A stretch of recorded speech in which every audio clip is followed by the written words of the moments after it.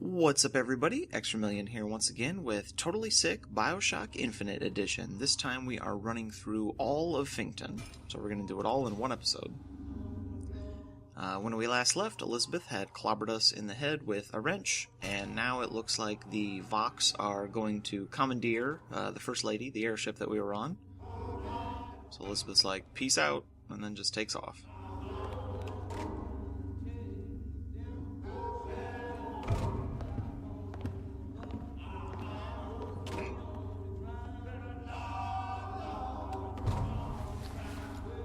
So the Vox are essentially one big union. They're all of the working class.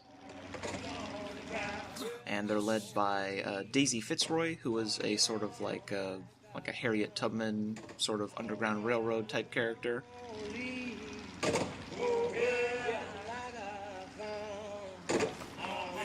Fresh air did the trick. This one's awake. So you're this false shepherd we've been hearing so much about. Caused a mess of trouble at the raffle. You Fitzroy? Nothing but. I got no quarrel with you or your Vox Populi. This is my airship you're hanging me out of, and I got perilous need of it. Really? Because it sure look like old Comstock's airship to Listen, me. I ain't looking for a fight. There's already a fight to win.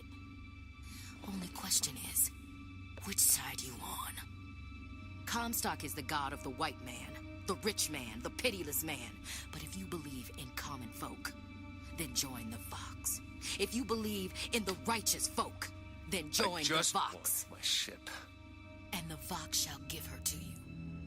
But first, you must help the Vox. Down in Finkton. It's a little unfortunate that characters like Daisy Fitzroy and Jeremiah Fink don't really get a lot of screen time in this game, mostly because the game is really about Elizabeth and Comstock and Booker, but anyway, here we are at the Beggar's Wharf. This is the area that Fink controls. Jeremiah Fink is essentially this game's version of Dr. Suchong from Bioshock 1.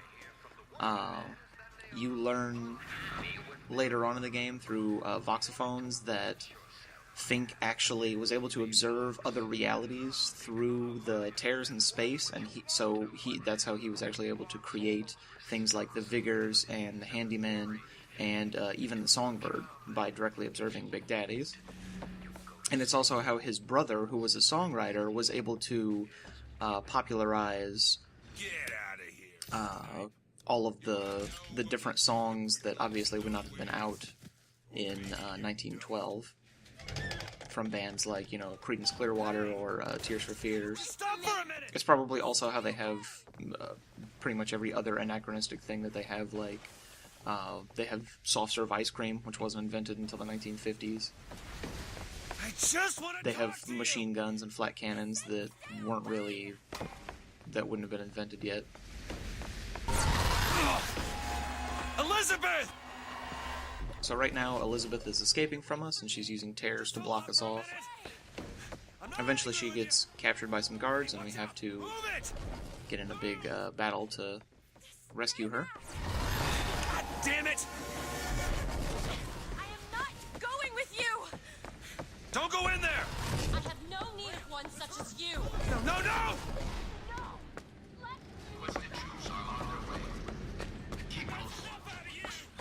There's gotta be another way in. Get your hands off of me!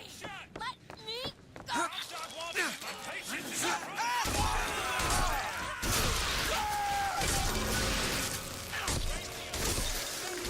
So this battle, like a lot of them, are pretty much more of the same. Just stay on the skylines, and then jump down when Winter Shield is about to wear off.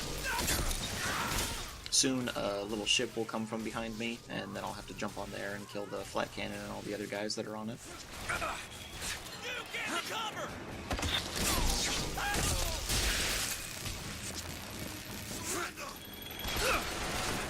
Now, I skip a lot of the missions that you're supposed to do in this because your main objective is to basically find Chen Lin, who is a Chinese gunsmith, and you're supposed to get guns to arm the Vox Populi's uprising against Fink.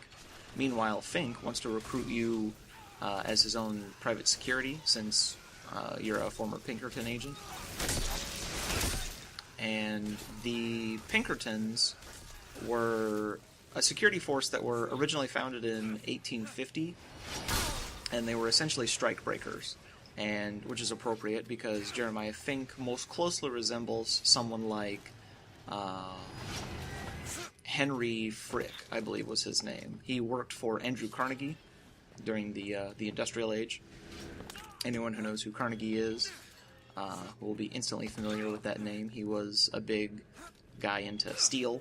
He was sort of like, the Rockefellers and Henry Ford and all those early industrialists who pretty much ruled the nation.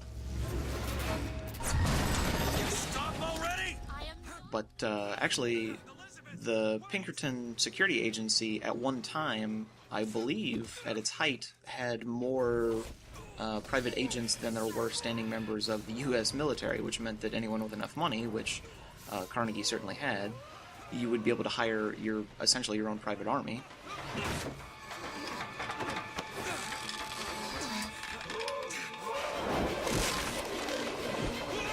Which he pretty much did, because there were two large events that involved strike breaking. One was the Homestead Strike, which involved a lot of Pinkerton agents in 1892, and then there was the Battle of Blair Mountain, which was, I believe, the largest armed conflict besides the Civil War. Hey, I'm slipping! And actually, the Pinkerton Agency still exists. It's just a subsidiary of Securitas, which is a Swedish company. So if you've ever been to any large government building, mainly in the U.S. or any college campus, you'll see those guys around there. So that's who that is. It should be a walk in the park. What do you say, partners? You're a liar, Mr. DeWitt. And a thug. But you're also my only means of reaching Paris. But while I was talking, that's the first time a handyman has ever tried to directly interfere with us, so we'll see them again later.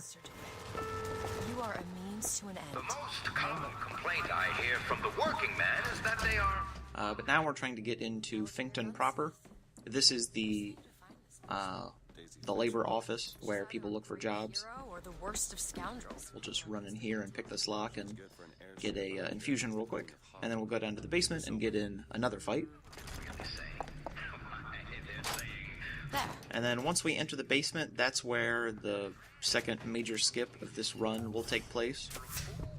I will skip the entirety of Shanty Town and the Good Time Club. So I'll skip the audition fight, where Fink sets you up against 3 waves of enemies. Got it. Over there. Funny enough, I had actually already completed the Good Time Club fight and was on my way to Shanty Town when this skip was discovered, so I just reused this the first 13 minutes or so of this footage, and then just recorded the rest of it. This fight is pretty easy. Just make sure that the Patriot can't directly hit you, and then there's a dollar bill behind you if you need help.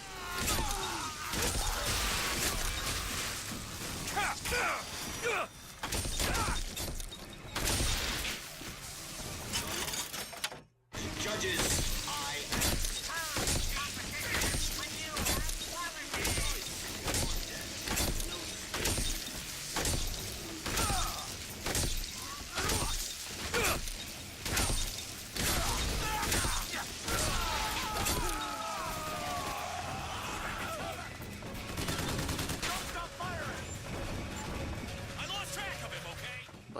Once you're finished with this fight, then you'll go and get on an elevator, and a few story events will happen, and then you'll get down to Finkton Actual, and that's actually the first time that I met Fink's assistant, Flambeau, whereas in this run we obviously met him a little earlier.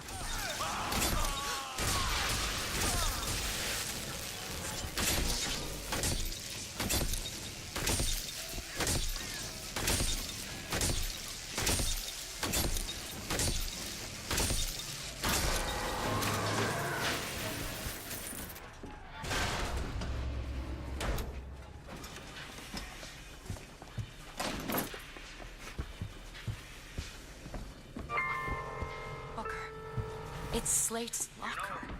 I He was must have born worked here. deaf. I hear This is my mother's diary. Why would Slate have it? Mr. Finkton, My husband husband claims the child was created from whole cloth by divine will. I am a believer, but I am not a fool. This bastard shall not be raised under this roof. Well, I can sum it up for you in one word. She had me locked in my tower. Elizabeth. I just want to get out of this city. Please. You take industry from a man's hand, and what goes in its place? Whiskey, women, and dice. And I, for one, will not have that in our prison. Greetings. My name is Jeremiah Fink, and I want to share with you my personal creed. What is the most admirable creature on God's green earth? Why, it's the bee! Yeah, it's not really obvious that Fink is the villain, is it? That he looks exactly like Snidely Whiplash with that top hat and the mustache? The answer is no. You'd never guess that he was one of the bad guys. Be the bee! Be the bee!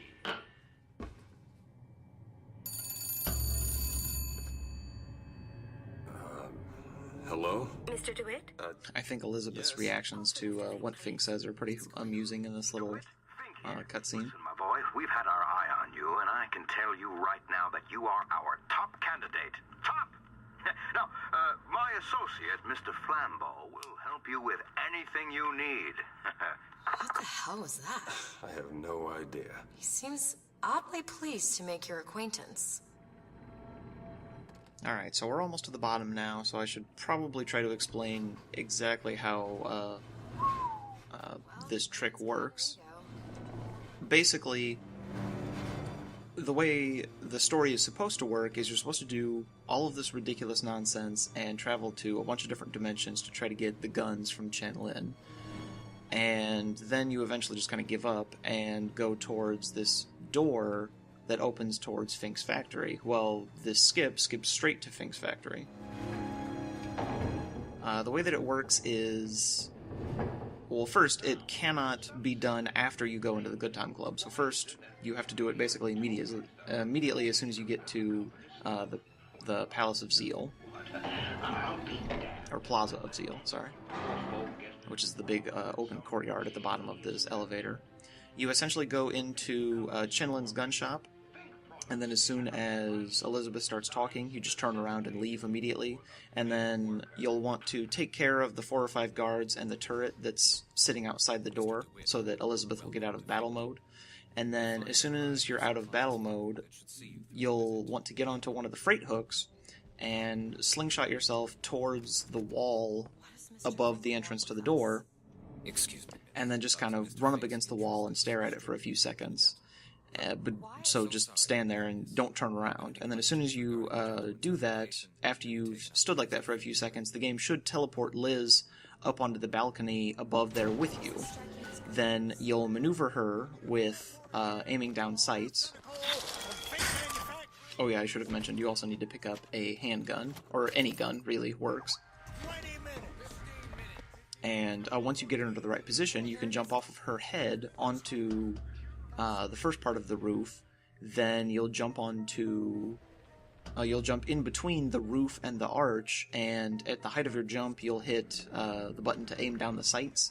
And I'm not entirely sure why, but I think ADS somehow messes with your hitbox to where it'll allow you to get stuck, and you'll sort of just, like, phase through the wall, and then you'll be done. You'll be on the other side.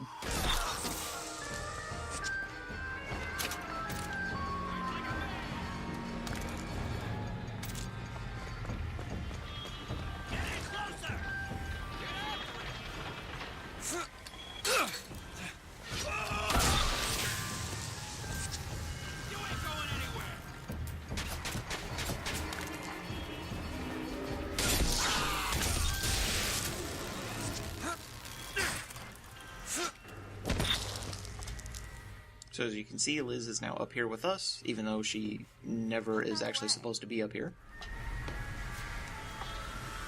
It takes me a little while to get her into the proper position. And then actually, the unedited footage of this I'm going to crossfade to the part where I actually completed it, but the second jump here is incredibly difficult, and it actually took me about 6 minutes to finally get it, so I'll just show you a couple of attempts and then we'll just skip the rest of it because that would be really boring to watch.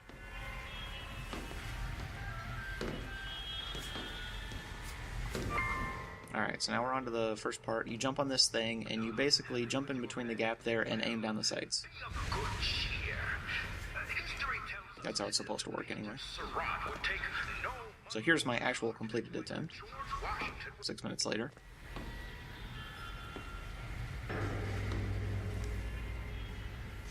Now the other good thing about this is that there's supposed to be a huge battle raging between the Vox and all of these guys on the other side, but since you've skipped all of that, the only enemies that spawned are the ones that are already here, which are these turrets.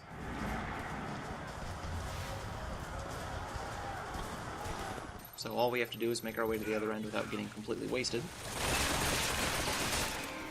And there's also supposed to be a big battle where you fight a Zeppelin in this area by going up on those skylines, but it hasn't spawned, so in order to get to the other side of the factory gate that Liz is supposed to pick, we will get on the skylines, and if you aim straight for the top of the factory gate, you can actually skyline jump down on top of it, and then you'll just bypass the gate and you'll be straight to the factory fight.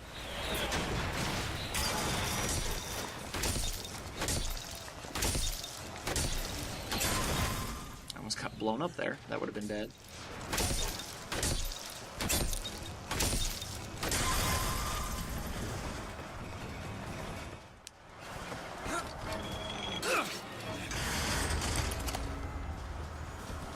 So there you go. That's like a good half hour to an hour of gameplay completely skipped. Including the police station fight, which I believe is actually impossible Skyhook only, so it's a good thing I skipped that.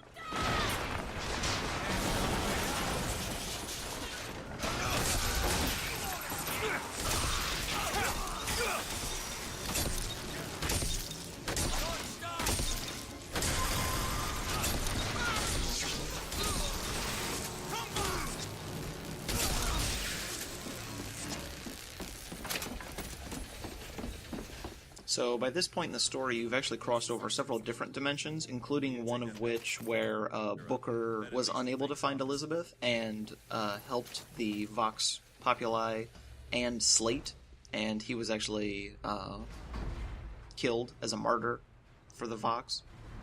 So obviously Daisy Fitzroy is confused as to how you can still be alive.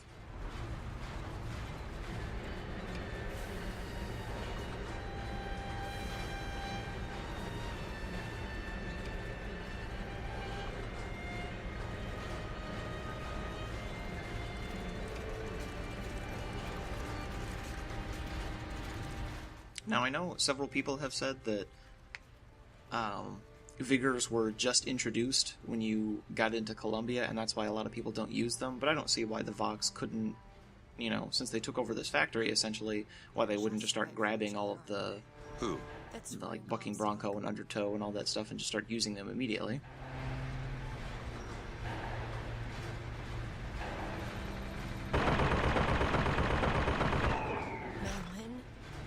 Mr. Lin?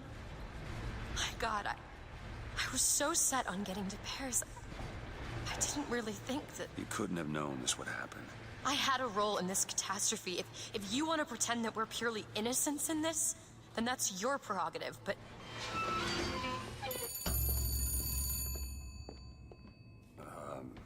Hello? Fink? I saw you die, Booker. Saw it with my own eyes. Fitzroy. Listen, I got you your guns. I'm here for my airship. But my Booker DeWitt died for the Vox Populi. You either an imposter or a ghost. My Booker DeWitt was a hero to the cause, a story to tell your children. You just complicate the narrative. Once again, at the top of this elevator, you'll see the power of Deadly Lungers, where I can attack these two guys who are standing here through the elevator wall from like 20 feet away.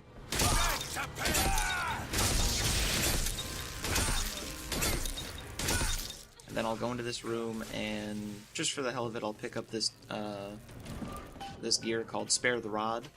It's one of the few gear in the game that has a fixed location. It gives you a 30% chance to melee an enemy and have them get under the effects of possession, which sounds really cool, but it's only 30%, and it doesn't do any extra damage like Electric Punch does. Booker! So there's Fink. There's his brains.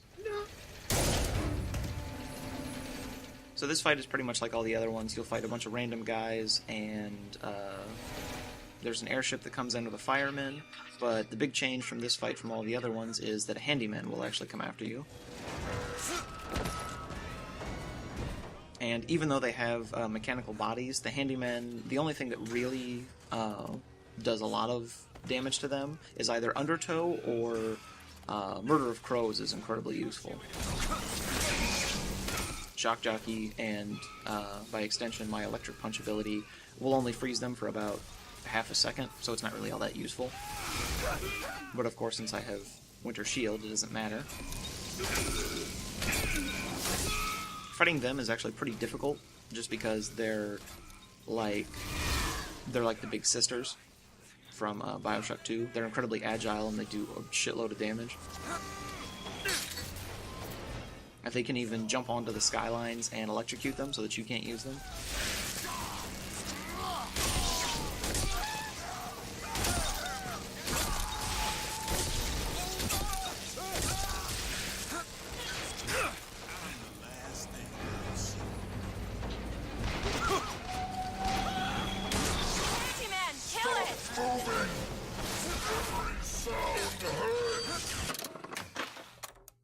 So we'll switch to Handyman Nemesis, just so we can do a bit of extra damage.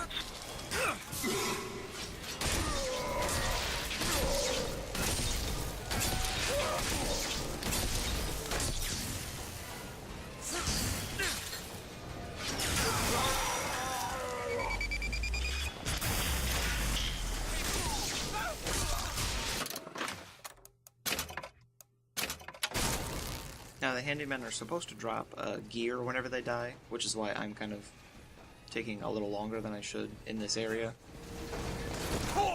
I think it may have fallen down to the lower area, but I didn't want to bother with it. It's not usually ever anything good.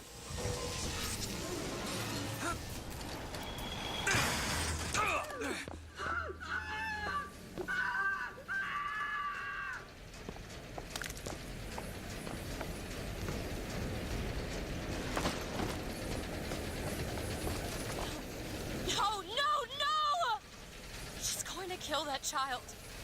Booker, we have to do something. We have to act. We have to get in there. Come on, Booker, we've got to get out of here. Boost me up. Go to the window and distract Daisy. Go! Is this it? Is this your movement, Daisy? This is what needs to be done. You see, the founders ain't nothing but weeds. Cut them down and they just grow back. If you want to get rid of the weed, you gotta pull it up from the root. It's the only way to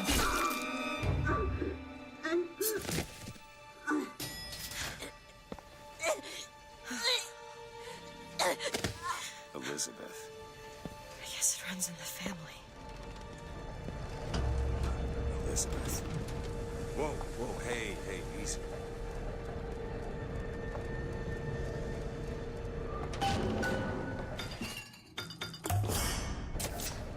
Feel better already. So Elizabeth runs off, and now we have full control over the First Lady airship again. And this is where she actually changes into her blue corset outfit, which was Lady Comstock's. And then that's pretty much the end of this episode, so I will see you guys next time.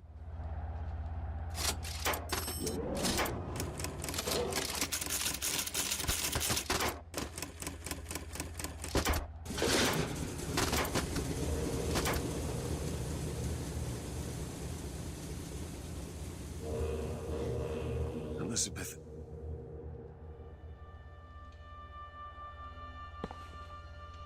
This is all they had. Listen, How do you do it? how do I do what? Forget. How do you wash away the things that you've done?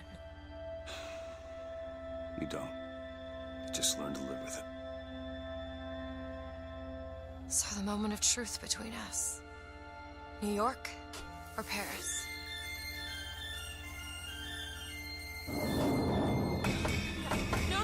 No! Shit. Come on, we gotta find a way to make this thing go faster.